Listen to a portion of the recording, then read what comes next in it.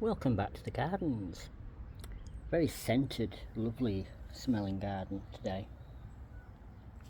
It's Mothering Sunday, and in the UK, the 30th or nearest to the last Sunday in March is Mothering Sunday. Now you're thinking to yourself, why not Mother's Day? Well, we don't live in America, do we? So we don't have Mothering Sunday here, although it is observed in 40 countries around the world, including this country. But what we have is Mothering Sunday. So what are the differences? Well, Mothering Sunday was similar to Boxing Day.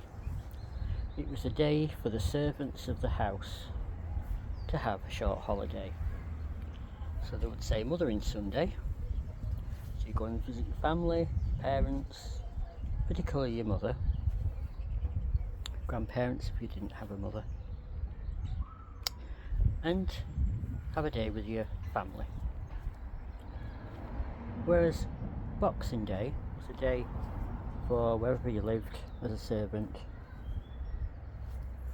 you would be given a box of something, some kind of present from the people that you work for, and you would have an unboxing day where you would unbox and have a look to see what your present might be.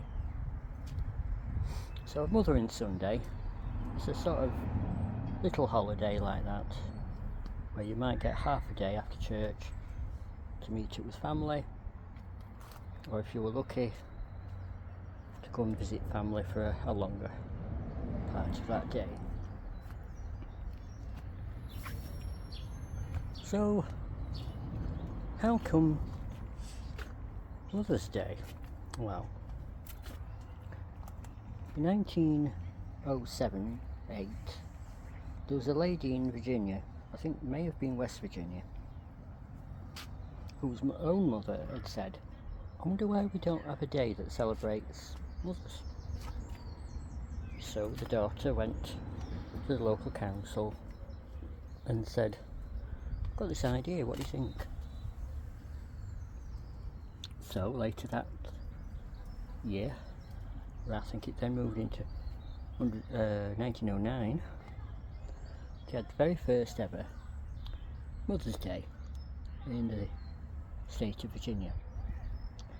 And then the following year, thinking it was such a good idea, such a popular conversation by them, that in 1910, the then President Woodrow Wilson said,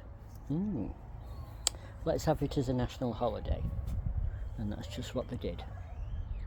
So then it caught on, it spread around America, it then started to spread around the world. And so for just over 100 years now, we've had Mother's Day.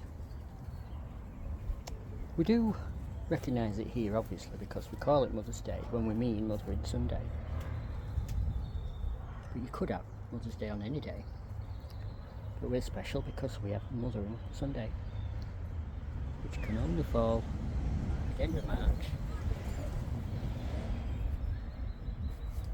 the nearest Sunday to the end of the month. So that's the potted history of the difference between Mother's Day and Mothering Sunday. So while I've been wandering around, you've been having a look at various different items in the gardens. You'll have noticed the new arch.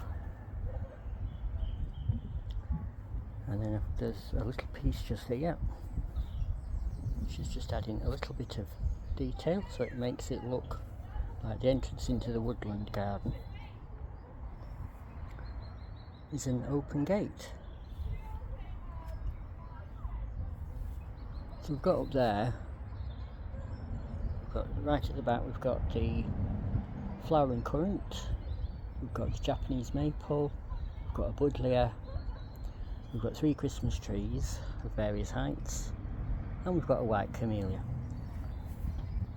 So then I've moved the little obelisk centre of screen because we've got some dog rose, and I wanted to protect it and give it a space for it to grow, so it can grow there and be nice and safe. And then of course, coming ready at some point, we've got the 2 clematis on there, and we've got the faux planting, and we've got the glass feature there that looks like a bubbling pool. It's just beach glass and various little pieces of glass that I've discovered over the years. So we can now have a look at what we call, I don't know the proper term, but I think some people call it the burning bush, and it's got the little flowers on it just at the moment, these little golden bells.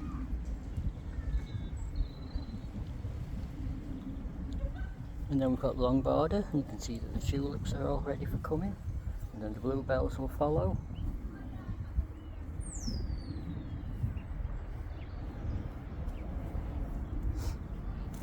And we've also got 1 or 2 grape hyacinths dotted about. You can see those there, the little blue flowers. So let's just have a little wander. Ooh, look at these. These go in the grass, and also we have some buttercups growing in the grass. Always nice to see flowers growing in lawns because it makes them look more natural. Otherwise, if you've got nothing growing in a lawn, what do you think of? The AstroTurf. Yeah.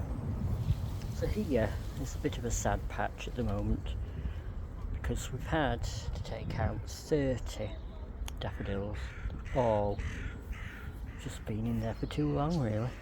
Been in there since we moved in, which is coming up for 19 years this year. So I'm going to have to pause and take that out in a moment. A bit of plastic that's found its way into the reflection pool. And the fern is looking nice, and you can also see I moved the trellis. This was elsewhere in the garden, somewhere that you wouldn't have seen naturally, so I've placed it here, and I hope that the ferns will, the clematis will come back and they'll flower there. And you can also see down here, centre of screen, that we've got on the right hand side we've got the winter jasmine. The left hand side is also winter jasmine if it comes back, and we've also got a couple 3 clematis in there.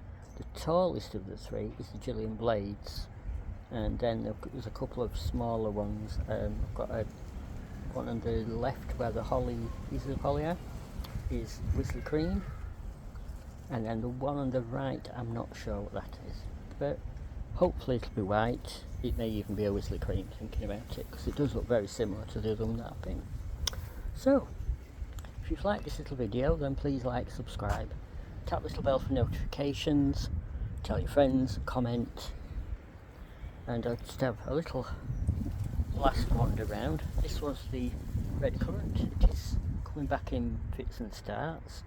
Taking out the red currant, we discovered that I'd put a laurel in, which I'd completely forgotten about, and that was due to disguise this little thing here, this stump, which was a pyracantha, which sort of didn't really last. It may have been no, it was a spirea.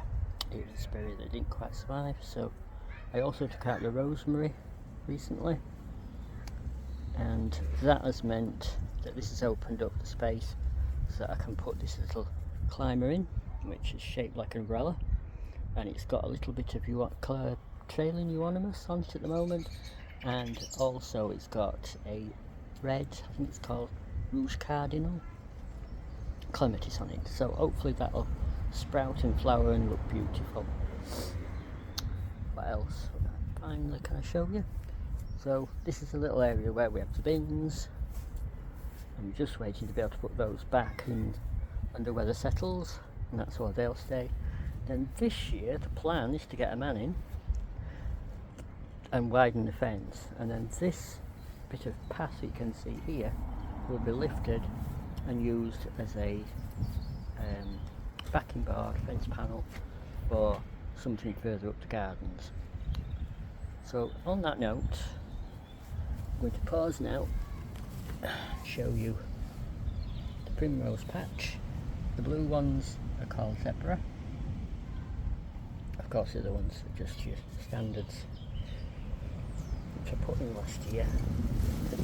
They're looking sensational at the moment. Thank you for listening.